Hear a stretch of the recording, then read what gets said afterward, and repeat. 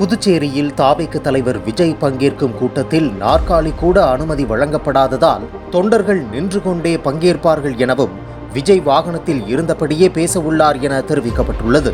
புதுச்சேரி உப்பள துறைமுக வளாக மைதானத்தில் வரும் 9ஆம் தேதி காலை 10:30 மணி முதல் பிற்பகல் 12:30 மணிக்குள் விஜய் பரப்புரை செய்ய காவல்துறை அனுமதி வழங்கியுள்ளது.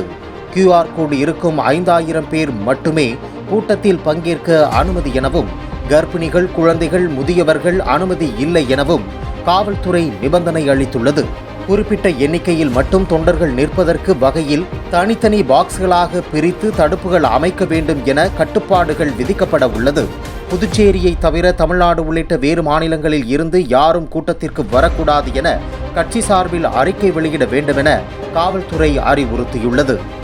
இந்த கட்டுப்பாடுகளால் புதுச்சேரி பரப்புரை கூட்டத்தில் மேடை அமைக்கப்படாது எனவும் பரப்புரை வாகனத்தில் இருந்தபடியே 45 நிமிடங்கள் வரை விஜய் பேச வாய்ப்பு உள்ளதாகவும் கூறப்படுகிறது. தற்போது புதுச்சேரியில் விஜய் பேச உள்ள இடத்தை புசி ஆனந்த் பார்வையிட்டு வருகிறார்.